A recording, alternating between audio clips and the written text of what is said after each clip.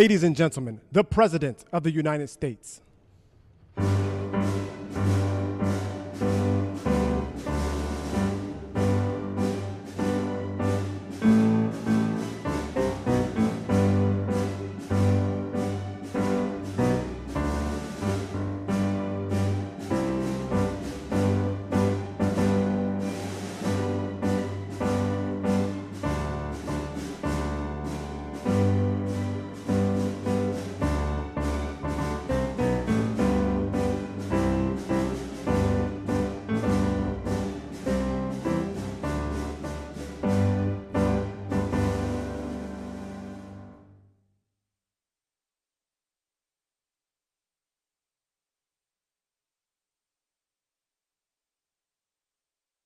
We've had some exciting days in the last week, I would say, mostly good.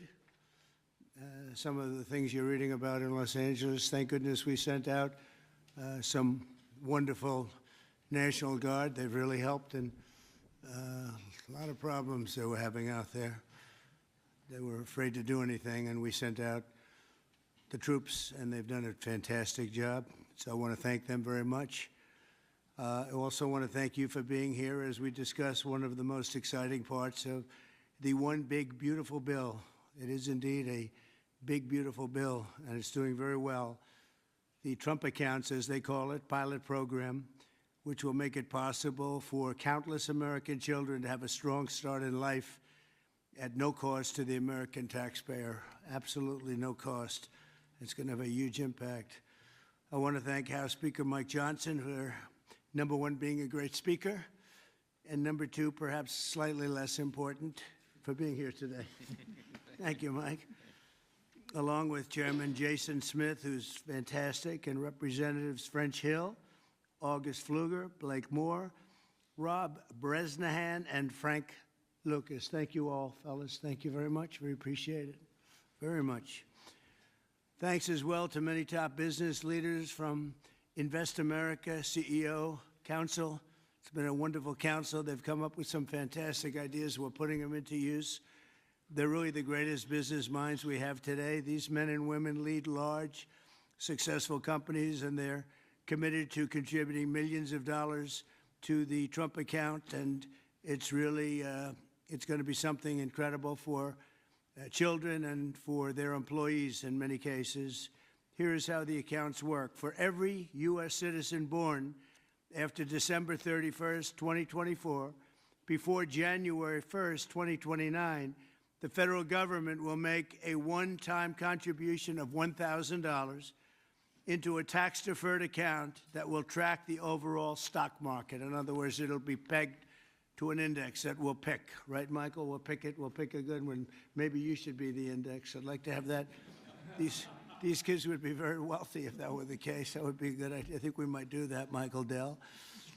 These accounts will be private property controlled by the child's guardians, and in many cases, those guardians will be the parents. We think probably the parents will be the guardians. They'll be open for additional private contributions each year from family, friends, parents, employers, churches, private foundations, and more. This is a pro-family initiative that will help millions of Americans harness the strength of our economy to lift up the next generation, and they'll really be getting a big jump on life, especially if we get a little bit lucky with some of the numbers and the economies into the future.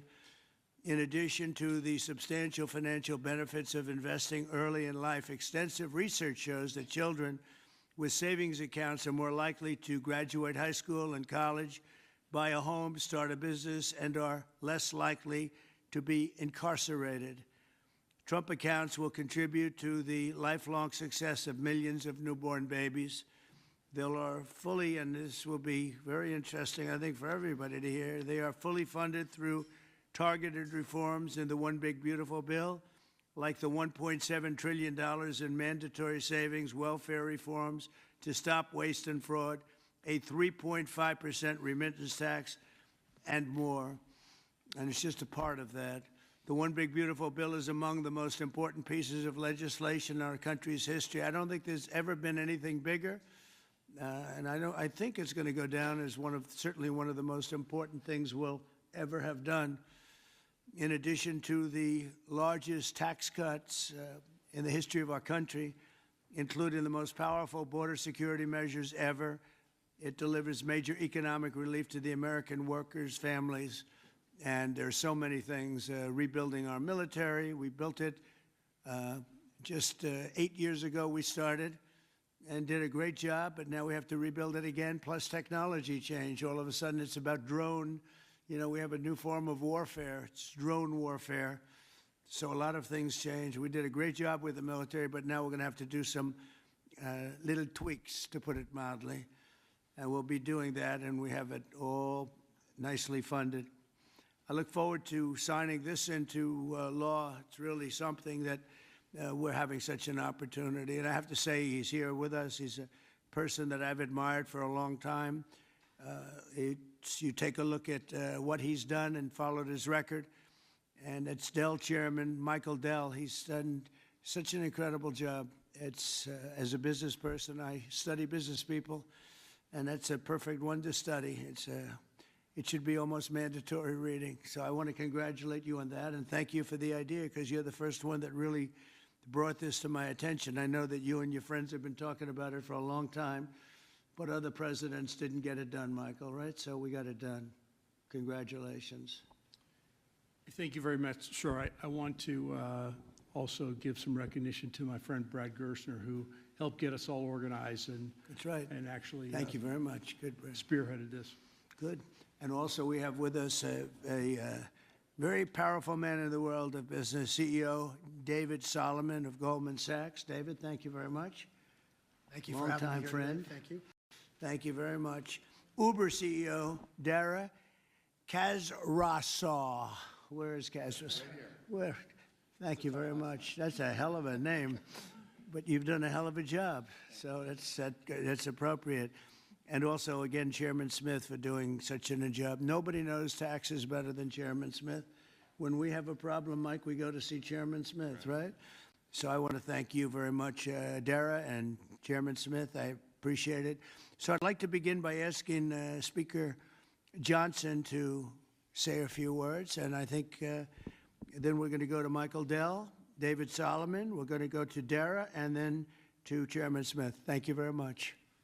Mr. President, thank you so much for your bold, visionary leadership. It is the key to all of this great success that we are achieving. And the One Big Beautiful Bill, it is not an overstatement to say it will be one of the most consequential pieces of legislation in the history of Congress. There's a lot in here. And by extension, or I would say it is an extension of the figure who I believe will be the most consequential president of the modern era, if not all American history, and that's the gentleman sitting to my left. So I want to thank you for that. Thank you very much. That's a beautiful statement. Huh? Well, I like him too. Thank you. It's a statement of objective fact, and every working American understands, I think, the principle behind this concept that we're discussing today. If you have a 401k, you understand the power of investing early for the future. Trump accounts take that same principle, and they apply it from the very beginning of Americans' lives. It's a pretty simple concept. The families that opt in will receive a one-time payment of $1,000 to a Trump account that parents can contribute to. It's a bold, transformative policy that gives every eligible American child a financial head start from day one. Republicans are proud to be the party, we always have been, that supports life and families and prosperity and opportunity. And Trump accounts are all about setting up the next generation for success. For future Americans, this early investment could really be the game changer. It could be a difference. It could pave the way for paying their way through college or buying their first home or starting a business, even when they're young.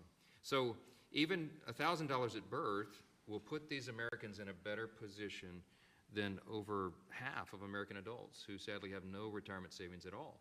So this would be a remedy to that great problem. And it will encourage the free market. It will encourage investment and understanding of capitalism. All these things that we want to foster among the American people so that the economy and individual lives can flourish. Of course, none of this happens unless we pass our One Big Beautiful Bill through Congress. And we have at stake the largest tax increase in American history if we fail to deliver. And we will not have this rocket fuel to the U.S. economy, and that's why this is so very important. Passing this pro-growth legislation will help every single American, From Trump accounts, this is one of the components of it, to eliminating taxes on tips and overtime, to reducing red tape on Main Street.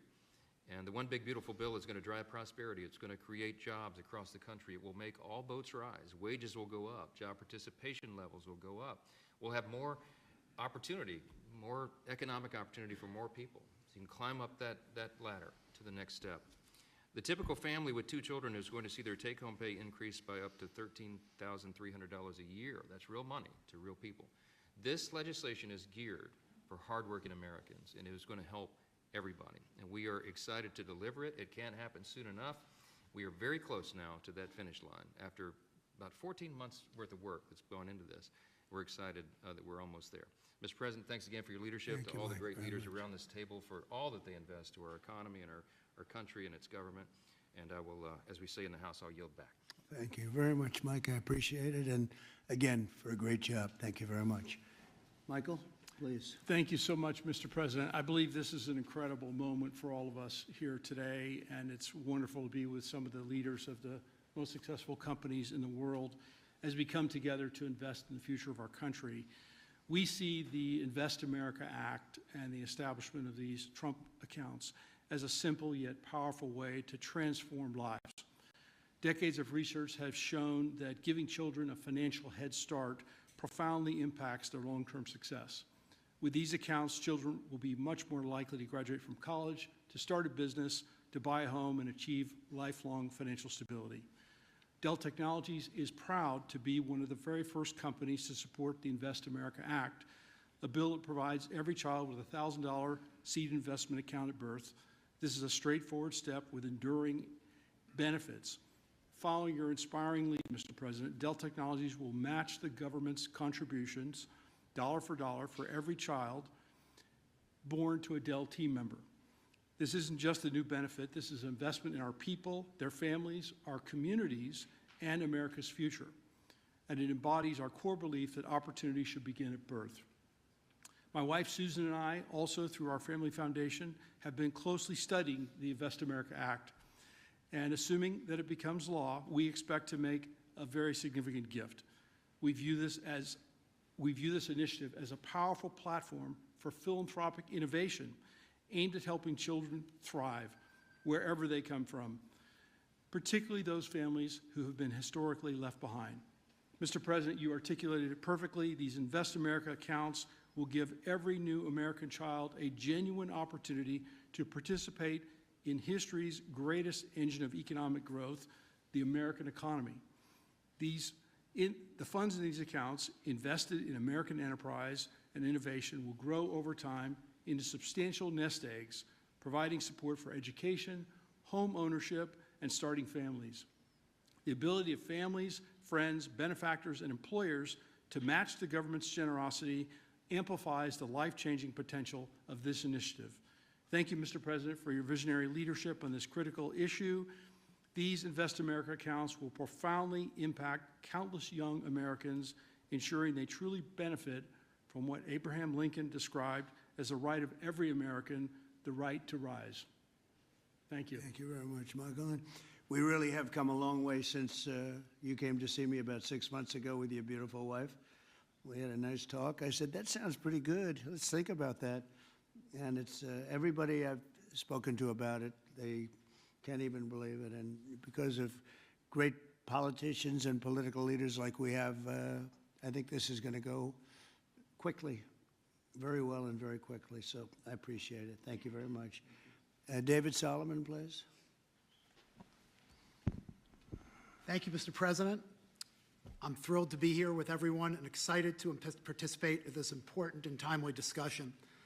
I'd also like to acknowledge the efforts of so many in Congress on this very significant issue, and in particular the members here, and particularly the leadership of Senator Cruz and Representative Moore, who have played a big role in helping drive this forward. We also wouldn't be here today without the leadership of Brad Gersonner and Michael Dell in really having the vision, the energy, the passion, the commitment to help move this forward. So thank you both. There are many reasons why the United States has the largest and most dynamic and most innovative economy in the world. But one of the most important is the fact that our system of democratic capitalism incentivizes a culture that does not penalize people for taking risks. In fact, it incentivizes people to have a vision to go out and attract funding that's necessary to make their vision a reality. It is no mistake that many of the most important and innovative companies in the world today started in a parent's garage or on a college campus or in any one of a number of unlikely places in the United States. One of my worries is that our current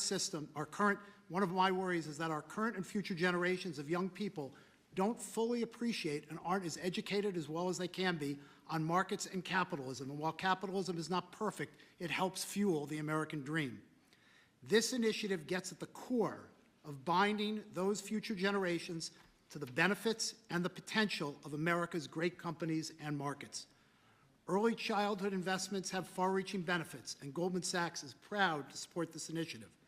This is an exciting opportunity for public-private partnership and for both communities and companies to invest in young people, the future of America. Once we see the Invest in America Act signed into law, Goldman Sachs would be excited to further support this Invest in America initiative. We believe passionately in our capital markets. They are an enormous competitive strength for the United States, and we know that our economy's future vitality is dependent on young people understanding the power of investing for the long term and sharing in the benefits of ideas that bring value to the lives of people around the world. Thank you, Mr. President, for helping drive this forward, and I look forward to continued partnership on this effort. Thank you very much, David. Dara, please. Thank you. Good afternoon, everyone. Thank you, Mr. President, for hosting us here today. It's an incredible honor to be here in a place that symbolizes the very opportunity that has defined my life. Thank you, Brad. Thank you, Michael, for your vision. We all strive to build something that lasts, and the Invest in America Act is a legacy that is going to last for generations. President Trump, thank you for your leadership. Your support is going to turn this powerful idea into a powerful reality for millions of young Americans. Now, I was 9 years old when I came to this country. My family arrived in America having fled the Iranian Revolution. We had lost everything that we had built. But we gained something far more valuable here. We gained a chance to rebuild again. We had a close-knit family, we had access to world-class education, and we had the one thing that fuels every American dream, and that's hope. So what if we could bottle up that hope? What if we could give that same power of hope, real, tangible hope, that comes from having a stake in your own future and a stake in the best companies in the world, to every single child that's born in this country? That's the promise of the Invest America Act. It's not just an account, it's a launch pad. It puts the unstoppable engine of compounding to work for our kids, building a future for them from day one. This mission is personal to me, and it's core to us at Uber. Every day we see people using our platform to create opportunities for themselves, to save for a home, to pay for tuition, to build their own American dream one trip at a time. And that's why Uber is so proud to support this bill, which also includes benefits for millions of Uber drivers and couriers in the form of no tax on tips. Mr. President, our earners are grateful for your support. Thank you very much. Right? What a great job. You know, when you think we're doing a lot of work on Iran right now, and Yes. I see that what you just said, you came here and Absolutely. they took it all away from you, and you started, and you've become one of the biggest anywhere in the world. What a great story that is. Thank you very much, Mr. President. Congratulations. And we wish you Amazing. all the success there. Thank you very much. We'll need it. We're going to need it for that. That's it. They're tough negotiators. They're great negotiators. Yes. Among the best. Look at Yes. you. Thank you very much. Thank you. Appreciate it, Dara. Jason, please. Thank you, Mr. President. I want to first start off by thanking you for your leadership, your vision, your commitment to workers and families throughout this country. The One Big Beautiful Bill would not have been possible without you. And it delivers the largest tax cut in U.S. history, the largest mandatory spending cuts in U.S. history, the most significant welfare reforms in U.S. history, and the largest one-time investment in border security. So it's things to be extremely proud about. Representing Southeast Missouri, I'm extremely proud about how you're delivering for working families. no tax on tips. A waitress like the waitress in Nevada that talked to you about no tax on tips, and the other 4 million tipped employees in the country, they will see an extra $1,700 in their paycheck because of the no tax on tips. That's significant for someone who's just trying to put food on their table and clothes on their backs. The linemen working overtime to restore power will get an additional $1,750 into their paycheck. Seniors will get $72 billion in tax cuts. The Trump investment accounts will be a game changer for new parents, even before their newborn baby can walk or talk. Their child will have money saved to one day learn a trade, start a business, or to buy a home. Every child born under this policy will have a better shot at a future. It does not matter if they live on a city block or on a county road. This will make a significant difference to their lives, and it's because of your leadership, Mr. President, and we say thank you. Well, thank you very much, Jason, and hopefully we're going to get that through, and we have a certain date picked out, an ideal date. If it takes a little longer, that's okay, but ideally we're going to get by a certain date. And again, I think it's one of the most important pieces of legislation we've ever had before us and that the country's ever had. I'd like to ask, if I might, Brad Gersonner, one of the most successful people in our country. I'm a friend of Michael very much, and Michael has great respect. And if you don't mind, Brad, I'd like to say a few words, please. Thank you. Well, first, it's a great honor and privilege to be here. We wouldn't be here without your leadership. And for me personally, to be here with my son, Lincoln Gersonner, happens to be named after the gentleman over your right shoulder. Where's Lincoln? Well, he's good looking. He's much better looking than you. What happened? You know, hey, we all want our kids to be better than ourselves. But it was around our small kitchen table that this idea was really born. I started off like Jason Smith in a small rural town in Indiana. My dad had lost everything in 1978 trying to start an auto parts company, and the Japanese were tearing apart our auto industry.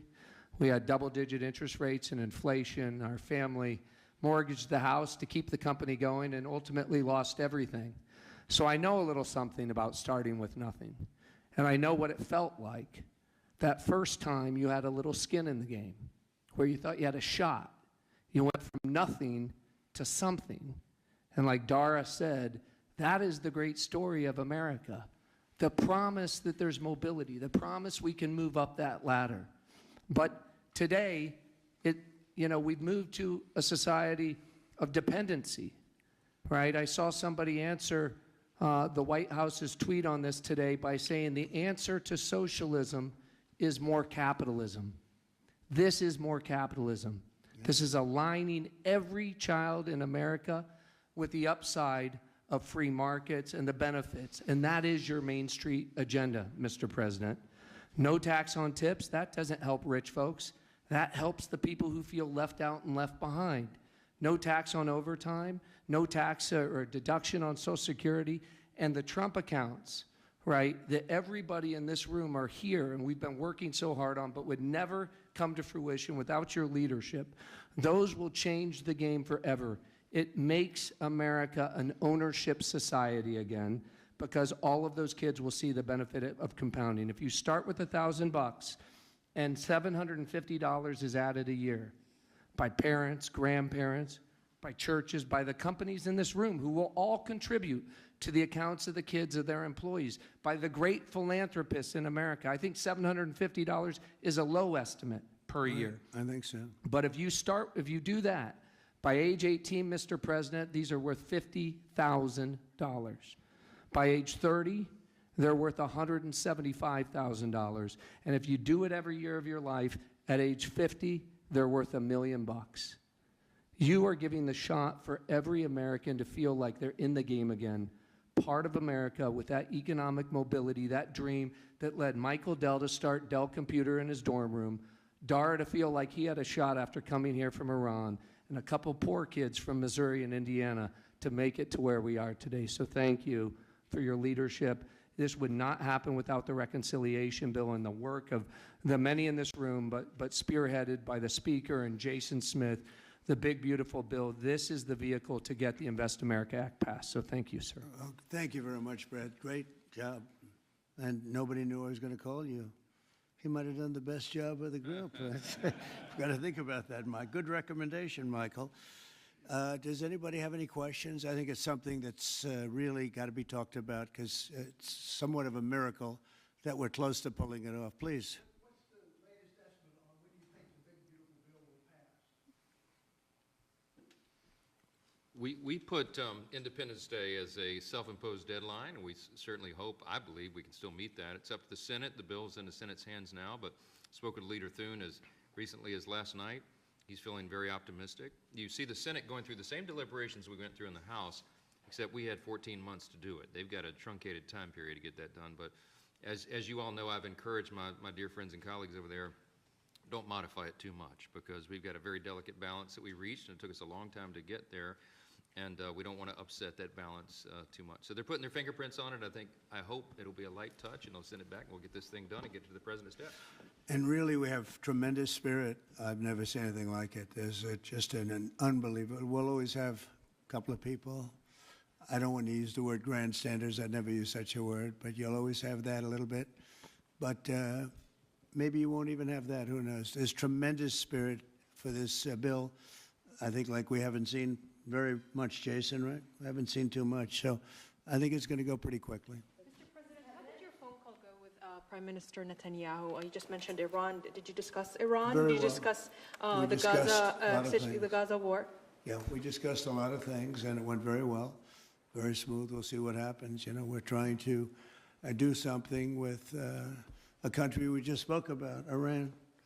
I think you should negotiate this. You might be better. I think I'm going to send you today. What a good idea. This could have been the idea of the day. We'll have Dara get up and negotiate. They are good negotiators, but they're tough. Sometimes they can be too tough. That's the problem. So we're trying to make a deal so that there's no destruction and death. And we've told them that, and I've told them that, and I hope that's the way it works out. But it might not work out that way. We'll soon find out. Yeah, please. Mr. President, in 2020, when you were talking about unrest in American cities, you said, quote, "We have to go by the laws. We can't call in the National Guard unless we're requested by a governor."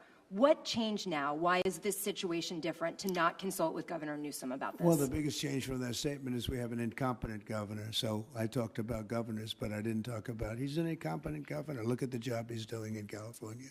He's destroying one of our great states. And if I didn't get involved, if we didn't bring the Guard in, and we would bring more in if we needed it, because we have to make sure there's going to be law and order.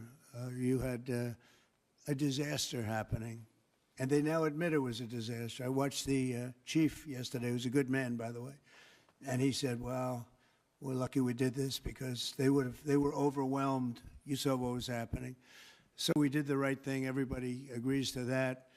But you have a governor who let the city burn down, didn't want water to be sent down to him. And I sent billions of gallons of water. I wanted to do it in the first term. He wouldn't do it over, I don't know, they have environmental reasons, but there were no environmental reasons. I think it's just a political philosophy. But it's lucky for the people in Los Angeles and in California that we did what we did. We got it just in time. It's still simmering a little bit, but not very much. Yeah, and what please. crime has he committed that would warrant his arrest? What crime has Governor Newsom committed? A crime has he committed? Yeah, to warrant his arrest, as you had I think his suggested earlier. primary crime is running for governor because he's done such a bad job. What he's done to that state is like what Biden did to this country. And that's pretty bad. It's the wrong philosophy. Thousands, hundreds of thousands of illegal immigrants, many of them prisoners. They're taking up your health care. They're taking up your space in schools. They're taking up your hospital. And in many cases, they're criminals. And we have to do something about it. And we're doing something about it. I want to thank the incredible patriots of ICE and Tom Homan, who has been incredible, and Kristi Noem, likewise incredible. the job they're doing. And it's like an unforced error. There was no reason for this. 21 million people were allowed into our country, and many of those people were criminals. And it's a shame. It's a shame. But we're getting them out. And I will say, I think it's a 95-5 issue, just like so many other issues, 95-5. And the Democrats lost an election in a landslide because they're on the wrong side of the issues. I mean, it's not even conceivable that somebody would do the kind of things that he did. And then, you know, you talk about projects. They want to build a train going from San Francisco to L.A., and it's costing hundreds of billions of dollars more than they thought it was going to cost. It's not even believable. To Brad and to people sitting here, would you believe that a train, it was going to cost X dollars and it might be 100 times X? Would have paid for this for about 50 million American children. You're right. 50 million American children instead of a 3-mile train track that never got built. We could have put Lincoln in charge with no experience. He would have done a good job. I guarantee you that. All right, please, Peter. Mr. President, have you gotten an update from your negotiating? Thank you, President Trump. So it seems like Gavin Newsom likes the attention that he's getting right now from you. Yeah, it seems like he does. If you look at recent history, somebody who was running for president, you, who got arrested and had a mugshot, you could make the argument that politically that wound up helping you. Are you worried at all at this moment that talking about him getting arrested could be helpful to his political prospects? Because a lot of people think he wants to be sitting right where you are. Well, in my case, it was a witch hunt, and everybody knew it. And I was able to explain that during the process. Otherwise, I wouldn't be sitting here right now. And it was a total witch hunt. It's proven to be a witch hunt, and you see what's happened. In his case, it really is very obvious. You look at what's happened between the fires, I could name 10 things right now. We talk about the trains. We talk about all of the costs in California. You talk about all of the people that are flowing in, destroying life for everyone else. So no, I don't think it's going to help him. I think it's actually very bad for him. And right around the time that we were walking in here, the governor and the state attorney general said that they're going to sue you for sending the National Guard in. They're saying there's no invasion, there's no rebellion. The president is trying to manufacture chaos and crisis on the ground for his own political ends. Federalizing the California National Guard is an abuse of the president's authority under law. Well, you know, it's interesting. You watched the same clips as I did. Cars burning all over the place, people rioting. And by the way, we stopped it. We were able to make it much better, but it still looked pretty bad. And in watching clips last night, people were saying this is really a big problem. And until we went in, if we didn't do the job, that place would be burning down just like the houses burned down. They were in big trouble last night, Peter. You know it. And the night before, and the night before that. And I feel we had no choice. I don't want to see happen what happened so many times in this country. I watched Minneapolis burn. Look at what happened in so many different parts of California. You take a look at what happened in San Diego. There's so many different places where we let it burn. We wanted to be politically correct. We wanted to be nice. We wanted to be nice to the criminal. And what you're doing is destroying the fabric of our life in this country. No, we did the right thing. We've been given credit by people that I would least suspect. Why I would say that some of the people that came in and said, thank goodness, they said, some of them, thank God that Trump got involved. And I'm very happy I got involved. And I think Gavin, in his own way, is probably happy I got involved. Yeah, go ahead, Peter. What do you make of the fact that he says you want a civil war on the streets of America? No, that's just the opposite. I don't want a civil war. Civil war would happen if you left it to people like him. And I liked him. You know, I always got along with him. Never had a problem with him. But he's grossly incompetent. Okay. London. Have you gotten an update from your team in London negotiating? What? Louder. Have you gotten an update from your team in London negotiating the China trade talks? We are doing well with China. China's not easy, just like your home country is not easy, Dara. I think we're doing very well. They're over there now. I'm only getting good reports. It's a little early, but they'll be calling in soon. In fact, probably when I get back, I'll have my first call from them. We want to open up China. And if we don't open up China, maybe we won't do anything, but we want to open up China. It'll be a great thing for China, a great thing for the rest of the world. Are you willing to lift export controls when it comes to China? Did you give your negotiators any sort of limitation? We're going to see. Look, China has been ripping off the United States for many years. Nobody charged them 10 cents. No president had the courage to charge China for whatever reason. They didn't want to do it. I took in hundreds of billions of dollars. I put on tariffs on China when I got in first term, and we took in hundreds of billions of dollars. And then I did it again, but I did it for a lot of others. If you look at the stats, the deficit last month was cut in half. Everybody was shocked. I wasn't shocked. I think a lot of the people at this table weren't, because they saw the billions of dollars that were pouring in, and the tariffs hadn't even started yet, just about. They were in cars. They were in some countries at a very minor level. And we cut the deficit in half, and it was a big story a couple of days ago. They said, I don't believe, one of the announcers on a business network went wild, said, I can't believe these numbers. Those numbers are good. The numbers are going to be very good. I think we're going to have a great 4 years. You know, we had the greatest economy in history during my 4 years. I think this one's going to blow it away. Yeah. Mr. President, Go ahead, do you have a message for Greta Thunberg, and did she come up on your call with the Prime Minister today? Well, she's a strange person. She's a young, angry person. I don't know if it's real anger. It's hard to believe, actually, but I saw what happened. She's certainly different. Anger management. I think she has to go to an anger management class. Do you That's think my primary recommendation for Was her. she kidnapped by Israel, as she says? Was she kidnapped? I find it. I think Israel has enough problems without kidnapping Greta Thunberg. And secondly, are you going to Is get... that what she said? She was kidnapped by Israel? Say that. Yes, sir. Are you going to get rid of the Tesla and the Starlink service that you have here at the White House? No, I haven't heard that. I mean, I may move the Tesla around a little bit, but I don't think we'll be doing that with Starlink. It's a good service. Where are you going to move it to? Move it around, what do you mean? I have a lot of locations. Actually, about the Tesla. I had so many locations, I don't know what to do with them all. About the Tesla, did you ever see Elon Musk get physical with the Treasury Secretary? No, I didn't. And I tried to They ask... did have an argument, but I didn't see it. I didn't see a lot of physicality there. And there was this New York Times report that he did not want to talk about, Elon Musk, that alleged that he, towards the end of his time in the White House, was blurring the lines between recreational use of drugs and medicinal. Do you think he ever had drugs here at the White House? I really don't know. I don't think so. I hope not. Look, I wish him well. You understand. We had a good relationship, and I just wish him well. Very well, actually. Yeah.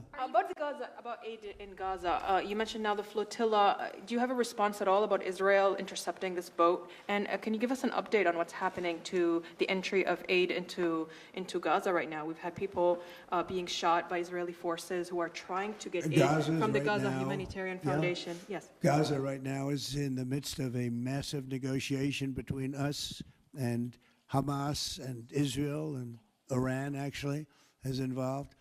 And we'll see what's going to happen with Gaza. We want to get the hostages back. That's all I can tell you. Yeah, please, in the back. I can go back to California briefly. You had said yesterday when asked by reporters that it was not an insurrection taking place, but then on Truth Social a bit later, you had said they were insurrectionists.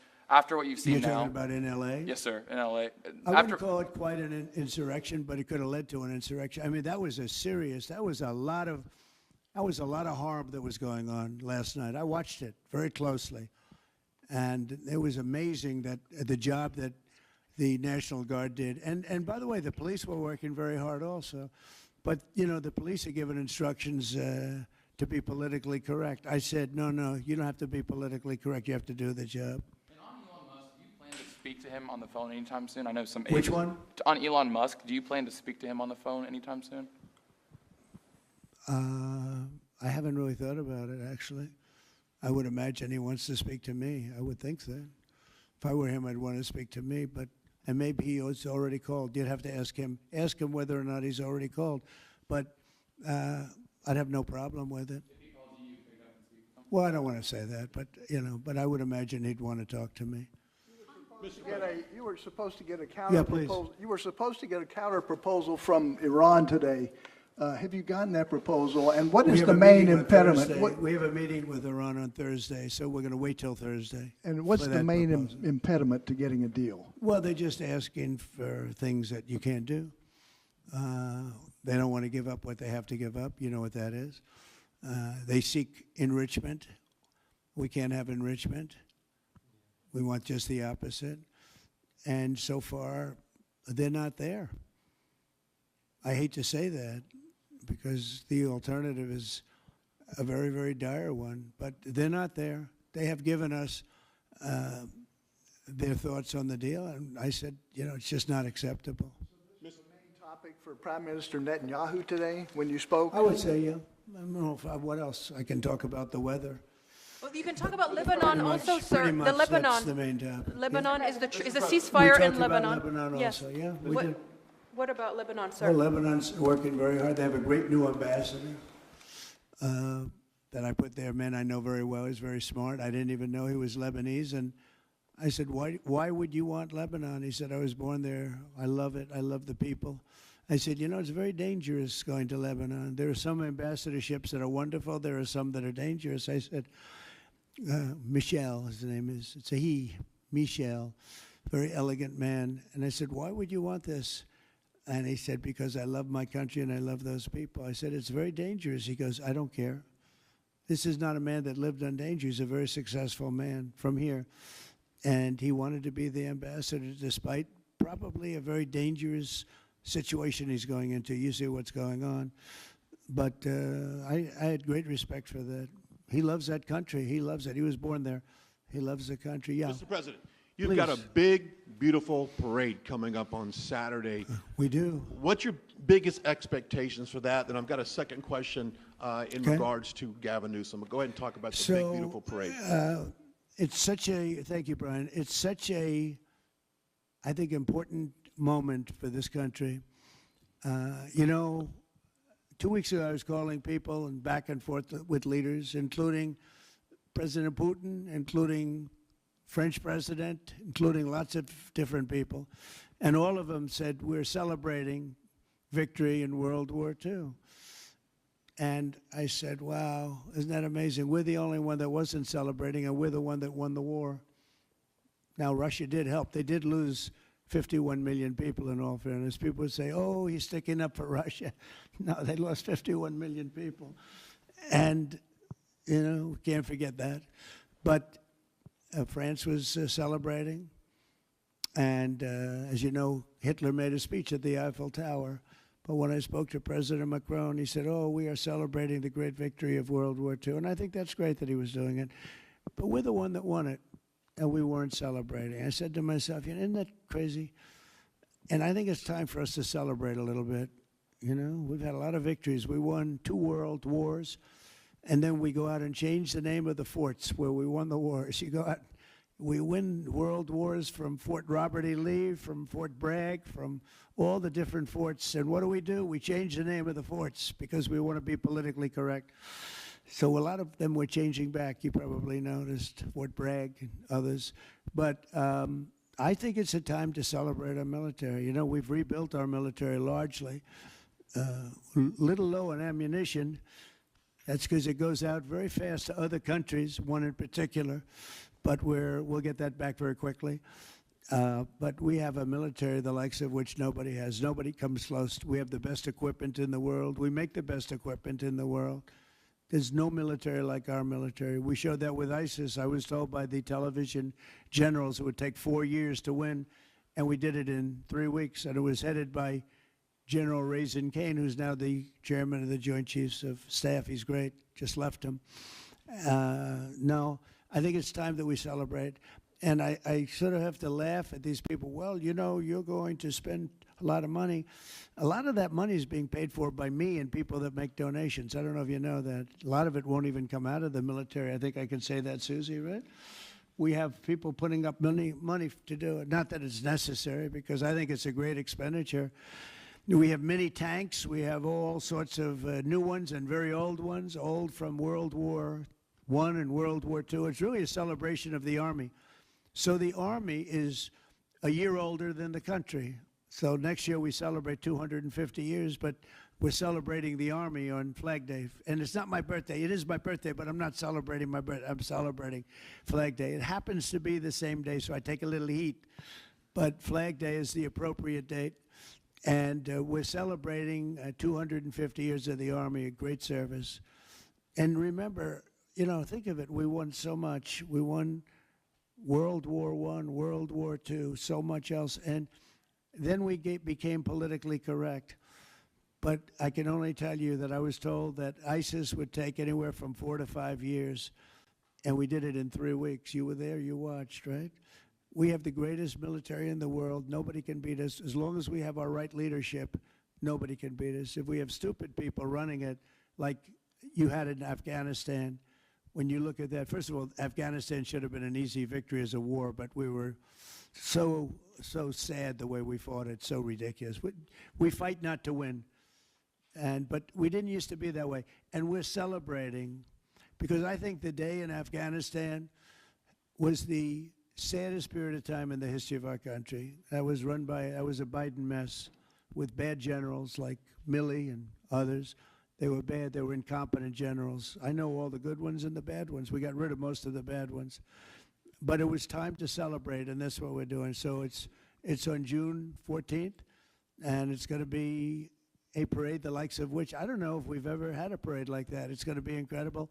We have even though it's the Army, we have a lot of those Army airplanes flying over the top, and we have tanks all over the place, and we have thousands and thousands of soldiers going to bravely march down the streets. It's going to be a beautiful day, I think, and we're going to celebrate our country. You spoke of leadership, and real quickly, speaking of Gavin Newsom, is he the right leader for California, considering how massive their economy is and all these U.S. investments coming in? Is he the right governor and leader for the future of California and for U.S. investments? I don't think he is. I mean, I think he's done a terrible job. And, he's a guy, I always got along with him. You look at his past statements about me. I was a great president. I always took care of California, all that. But I'm just talking on results. You look, he has the advantage of beautiful weather, maybe the best weather of any state when you think about it. Beautiful weather, beautiful ocean, beautiful everything. You have all the advantages, and he didn't take advantage of that. And he's let people come in by the millions who are overrunning your hospitals, your education system, and your police. Your police are being overrun. Look at what's happened.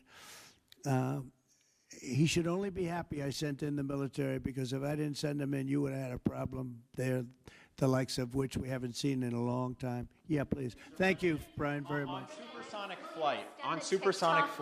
Supersonic? Yes, sir. I know you just signed an executive order on it. Do you want to see a supersonic Air Force One in the next 10 years or so?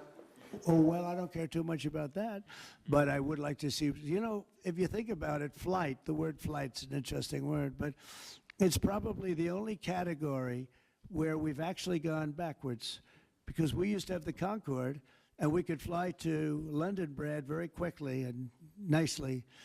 And today it takes you 2 times and 3 times as long. It's the only thing where we've regressed. By the way, the Concorde, to my way of thinking, to this day, Michael, because you're very much into aesthetics, I know, but to this day was one of the most beautiful pieces of art I've ever seen. It was a piece of art, the beauty of the Concorde. It was the most beautiful plane, but it was got you there in half the time. Now you spend a lot of time, and there's no reason for it. Because, they have the sonic boom. It's not a huge problem, but they have the sonic boom thing pretty well figured out. The technology changes, the change in the skin, the change in weight, all of the other things. There's no reason why we shouldn't do great. So we are making it possible for them to do supersonic and get us back on the track. I mean, think of it, 30 years ago, we actually had planes that flew much faster than we do now. It took you half the time to get to a location. So we've regressed, and we're going to progress. Mr. President, Mr. President. Sort of an amazing thing, isn't it, though? We've gone backwards. On Wall Street, they haven't done that. If Goldman Sachs was like that, you wouldn't have Goldman Sachs anymore. Mr. President, are you planning to deploy Marines? Are you planning to deploy Marines in California to address the situation in Los Angeles? Are you going to deploy Marines in California? We'll see what happens. I mean, I think we have it very well under control. I think it would have been a very bad situation. It was heading in the wrong direction. It's now heading in the right direction. And we hope to have the support of Gavin, because Gavin's the big beneficiary as we straighten out his problems. I mean, his state is a mess. And I'd like to get somebody involved in the rail because, look, personally, it should have never been built because you can fly there for $2. And what are you doing? They're doing that. You could drive. You could do lots of different things. You know, if they did a study, if you gave every passenger the finest limousine service in the history of our world, the most expensive chauffeur-driven, white-glove limousine service back and forth, we would have saved billions of dollars as opposed to building this monstrosity that's going up. And I've never seen anything. You know, I've seen cost overruns. I'm a person, I've always done well on cost overruns. I don't have them. But I will tell you, I have never seen cost overruns. You see them where they're 20% more, 50%, 100% more. These are thousands of percent. Nobody even knows. They have no idea. And it was supposed to be from San Francisco to Los Angeles. Well, they just made it way outside of Los Angeles, where it's stopping in the middle of, I don't want to say nowhere, because I happen to like one of those little cities very much, but it's way short of the destination. And our government is saying, you know, why are we involved in this thing? It's been handled so badly before him, but he really blew it. So, you know, all right, one more question. Speak to any of the discussions that were had there and the purpose of that retreat, your time at Camp David? What? Your time at Camp David, can you speak to what discussions were had there and the purpose of that retreat? Well, I don't want to speak to discussions. I mean, I told you what we were there for a little bit. We had discussions on many topics. We had a group of people, a large group of people, including generals and admirals and lots of others. And all I can say is our country's in great shape. We're in great shape economically. The bill that Mike and Jason and all the people are working on is going to be, I think, amazing. I think it's going to be one of the most important pieces of legislation we've ever had in this country. It's going to do things that you wouldn't believe. We're going to, you know, I have a very simple phrase. We ran an election on very simple words: make America great again. That's what we're doing. We're making it great. We're making it safe. We're making it beautiful. And we're making it very wealthy again. You know, wealth is okay. You need wealth to take care of lots of other people. We have to make our country better. It has to heal from 4 years of abuse. Our country was abused badly by a very incompetent person and a group of people that weren't incompetent, but they were radical left lunatics. And they ran the country with an auto pen. And I hope that law enforcement's looking at that very seriously. That's like a takeover of our country in a certain way, because this guy had no idea what he was doing. You saw that during the debate. You saw that in other cases. I mean, he had no idea. I saw it years ago. By the way, 40 years ago, he had no. He was bad 40 years ago. We're not just talking about. And they always like to say age, but it's not age. I know people 88, 89, 92. Bernie Marcus, who just passed away, was 95. I spoke to him a year before. He was 100%. It's not age. It's something else. But whatever it is, you can't have that in this country. The damage he's done to this country is unbelievable. But the good news is we've got much of it fixed already, and the rest of it will happen. Thank you all very much. Thank you.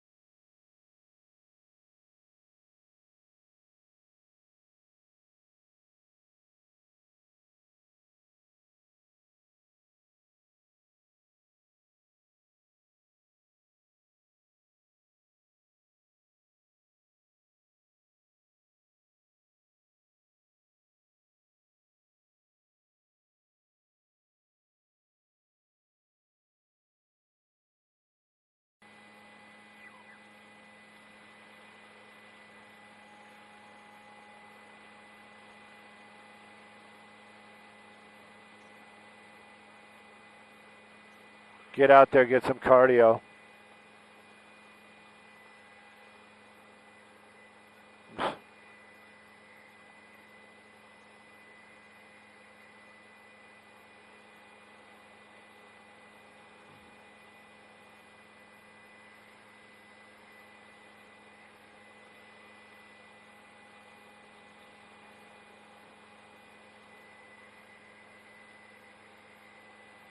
Because they can't.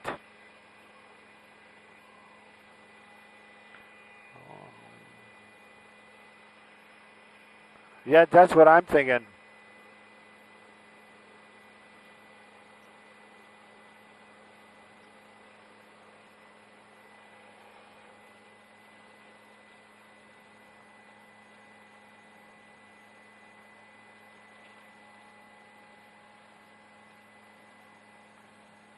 Here we go.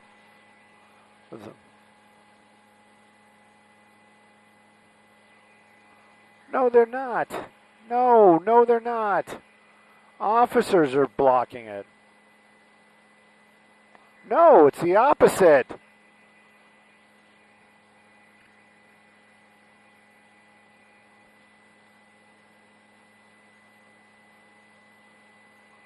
Oh my gosh.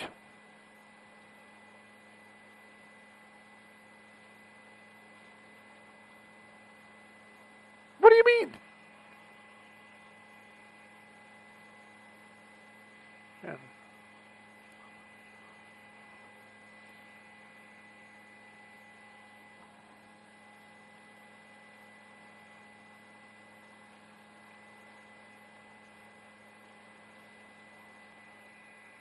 And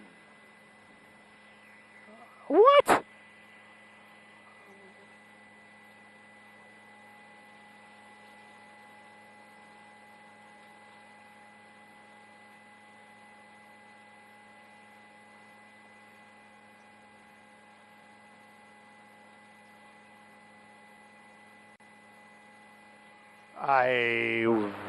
That's